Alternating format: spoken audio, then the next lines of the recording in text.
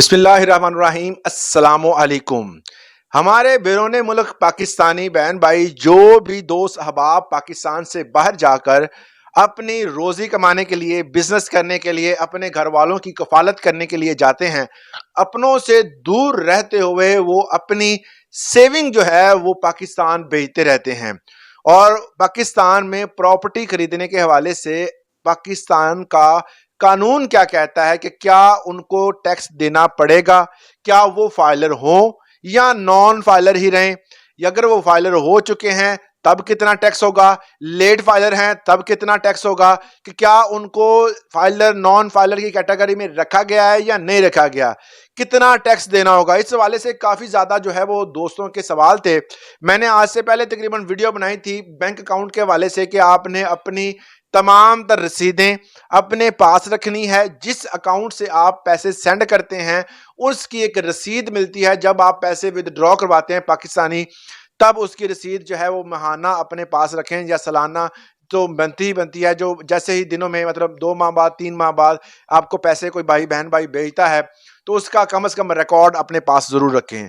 फिर उसके बाद कुछ दोस्तों के सवाल थे कि क्या अगर हमारी प्रॉपर्टी यहाँ पर मौजूद है पाकिस्तान में, उसे हम सेल करना चाहते हैं। कुछ दोस्तों का सवाल था हमारी प्रॉपर्टी जो है वो पाकिस्तान में हम परचेज करना चाहते हैं, हम प्लॉट लेना चाहते हैं, इन्वेस्टमेंट के हवाले से लेना चाहते हैं, तो क्या हम जो है वो टैक्स बाकी लोगों की तरह ही देंगे या ओवरसीज के हवाले से किसी किस्म का कोई रिलीफ मौजूद है। तो आपको मैं एक क्लियर चीज बता दूं कि अगर कोई पाकिस्तानी बैरून मुल्क गया है और उसने वहां पर जाकर अपना नॉन रेजिडेंट का जो टाइम पीरियड है ये कंप्लीट कर लिया है, एक खास किस्म का टाइम पीरियड बनाया गया है पाकिस्तानी हुकूमत की तरफ से। वो कहते हैं कि 182 दिन अगर कोई भी बंदा लीगली तौर पर किसी भी दूसरे मुल्क में गुजारता है और उस दौरान वो पाकिस्तान नहीं आया, ये नहीं करना कि आप गए हैं आप वापस पाकिस्तान आए हैं फिर आप घर चले गए हैं फिर गए हैं और इस तरह जो है वो बाहर के दिन आप गिन के कहते हैं जी मैं तो नॉन रेजिडेंट हूं, अब बैरून मुल्क पाकिस्तानी पर मेरे ऊपर जो है वो तमाम जो कवानीन है वो अप्लाई होने चाहिए। इस तरह की सूरत हाल में नहीं होता। आपने कंप्लीट 182 डेज जो है वहां पर गुजारने हैं और गुजारने के बाद आप जब पाकिस्तान आएंगे तो आपको नॉन रेजिडेंट कंसिडर किया जाएगा और लीगल तौर पे गुजारें। कुछ लोग जो आते हैं वहां पर सैर के लिए या किसी जिस तरह उम्रे के लिए लोग जाते हैं तो वहां पर ठहर जाते हैं। इलीगल तौर पर अगर आप वहां पे गए हैं तो वहां पे ठहर गए हैं और वहां पे आपने 182 डेज जो है वो गुजार दिए तो तब आप नॉन रेजिडेंट नहीं कहलाएंगे, क्योंकि आपने गैर कानूनी तौर पर पाकिस्तान से गए हैं।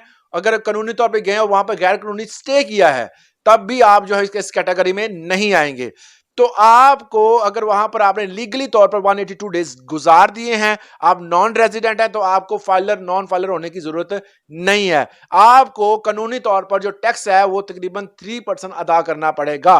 फ्लैट रेट पर आपको जो है वो टैक्स लगेगा, 3% आप टैक्स अदा करेंगे। प्रॉपर्टी सेल परचेज के लिए आपको सिर्फ और सिर्फ जो है वो 3% टैक्स देना पड़ेगा।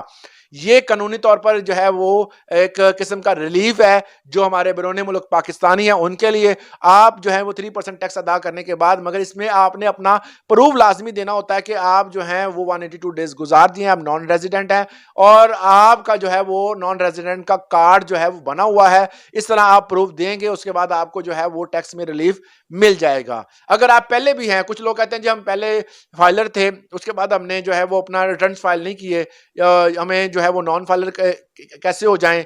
अगर कुछ कहते हैं जी हम अभी फाइलर हुए हैं हमें पता नहीं था, तो आपको कोई फर्क नहीं पड़ता अगर आप फाइलर भी हैं नॉन फाइलर हैं या आपने फाइलर की रिटर्न फाइल नहीं की। अगर आप नॉन रेजिडेंट हैं तो आपको इसमें किसी किस्म का कोई भी डरने की जरूरत नहीं है। आप अपनी इंफॉर्मेशन दें, अपनी डिटेल्स दें और डिटेल्स देने के बाद आपको सिर्फ और सिर्फ फ्लैट 3% जो है वो टैक्स लगेगा। वो अदा करने के बाद आप कोई भी प्रॉपर्टी परचेज भी कर सकते हैं, आप सेल भी कर सकते हैं। इस हवाले से अगर किसी दोस्त का सवाल है तो आप कमेंट सेक्शन में पूछ सकते हैं।